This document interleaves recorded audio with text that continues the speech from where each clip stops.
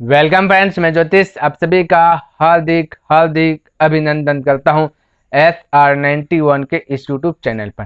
तो साथियों, बिना देर के क्लास करते स्टार्ट। प्रश्न गाइस आपसे कहता है कि दो संकेंद्रीय वृत्त, यानी दो संकेंद्रीय वृत्त का मतलब वो वृत्त के अंदर वृत्त, एक छोटा वृत्त एक बड़ा वृत्त। तो यहाँ पे फिगर बनाने का प्रयास करते हैं।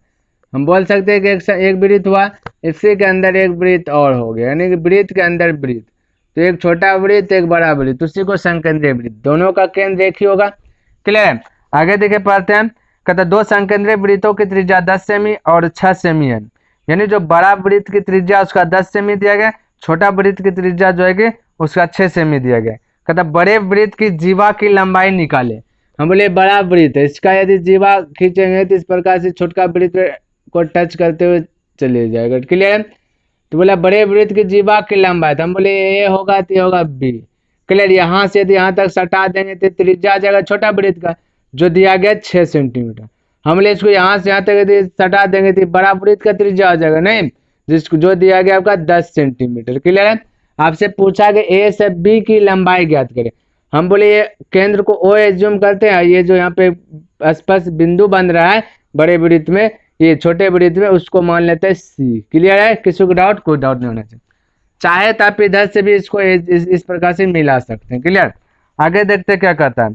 कहता बड़े वृत्त की जीवा की लंबाई निकाले, यानी ज्ञात करें, जो छोटे वृत्त को स्पष्ट करती है। तो वही है ना, बड़े वृत्त की जीवा की लंबाई जो छोटा वाला वृत्त को स्पष्ट करता है। तो गाइस यहाँ पे देखिए, दिमाग कुछ नहीं लगाना, बस आपको जो कि ए से बी का वैल्यू ज्ञात करना कितना होगा। और जब जब देखेगा वृत्त पर एक लंब यदि डाल दिया जाता है, लंब, तो जीवा पर यदि कोई लंब डाला जाता है तो वो क्या होगा ना साथियों, आधा आधा हो जाता है, यानी कि AC बराबर BC हो जाएगा। क्लियर? ध्यान में रखना।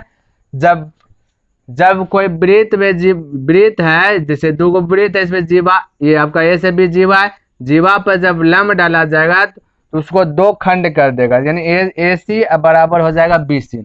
तो साथियों हम क्या करते हैं, यहाँ पे लिख लेते क्या क्या चीज दिया गया, उसके बाद आपको समझाने में थोड़ा सा इजी होगा, है ना। तो साथियों हमने क्या क्या यहाँ पे लिख लिया कि दिया गया है कर्ण, यानी कर्ण आपका ओ ये 10 सेंटीमीटर कर्ण, यानी देखिए ध्यान से, जब जब स्पर्श रेखा पर स्पर्श बिंदु होगा वहां पर 90 डिग्री का एंगल बनेगा, आपको याद रखना है। ठीक है?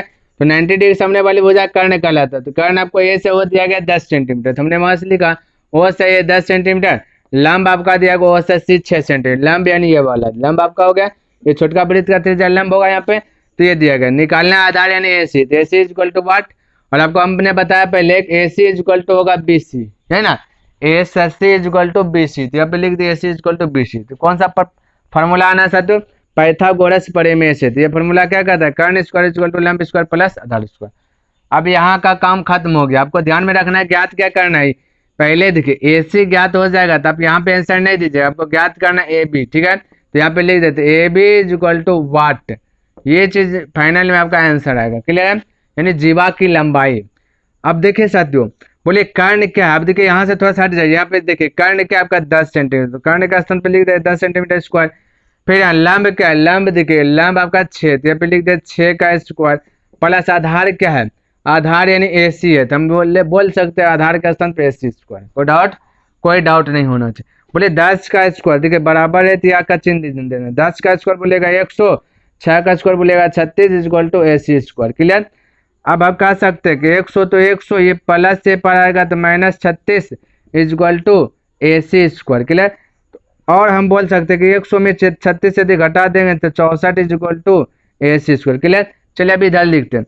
अब हम कह सकते हैं कि यदि स्क्वायर ये पर आ जाएगा तो रूट आ जाएगा, हम बोल सकते हैं या रूट अंदर 64 is equal to AC। Clear है?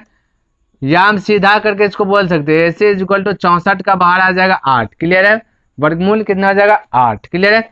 तो ये आपका 8 सेंटीमीटर आ गया। गलती से भी यहाँ पे आप आंसर नहीं दीजिएगा। क्लियर? क्योंकि आपको ज्ञात करना है ए से बी, ध्यान में रखिएगा। तो हम यहाँ पे लिख रहे हैं ए से बी। तो गाइज थोड़ा सा एज्यूम कीजिए ए से बी कब प्राप्त होगा, ए से बी कब ज्ञात हो सकता है, बोलेगा ए से सी प्लस बी से सी को जोड़े देते हैं, है ना। यहाँ पे लिख देते हैं AC प्लस BC को यदि ऐड कर दिया जाए तो आपका ए भी प्राप्त होगा, होगा कि नहीं होगा। देखिए ए से बी हमको चाहिए, तो बोलेगा ए से सी, यहाँ आके स्टॉप हो गया, फिर सी से चलना क्या बी ले, दोनों को ज्वाइंट करेंगे तो क्या आपका प्राप्त हो जाएगा ए से बी। क्लियर? तो हम बोल सकते हैं AC प्लस BC। अब देखिए AC का स्थान पर 8 सेंटीमीटर और प्लस BC भी आपका होगा 8। बोलिए कैसे, क्योंकि AC बराबर क्या है BC, जो AC है वही है BC। यदि AC 8 आंसर निकला तो BC भी क्या होगा 8 ही होगा, है ना। तो बोले 8 8 कितना जाएगा 16 सेंटीमीटर। आपका क्या आ जाएगा जीवा के लंबाई। आप बोल सकते हैं कि अतः दे दीजिए ना, अतः AB जीवा है, या बोल सकते अतः जीवा की लंबाई 16 सेंटीमीटर, है ना। आई होप साथियों ये वीडियो आपको पसंद आया होगा और समझ में भी आया होगा। यदि समझ में आए तो लाइक कर दे, और हाँ यदि सब्सक्राइब नहीं किए तो सब्सक्राइब भी कर दें, क्योंकि ऐसे ऐसे ही वीडियो आपको इस चैनल पर देखने के लिए मिलेगा। नेक्स्ट दिन मिलते हैं, तब तक के लिए धन्यवाद। जय हिंद, जय भारत।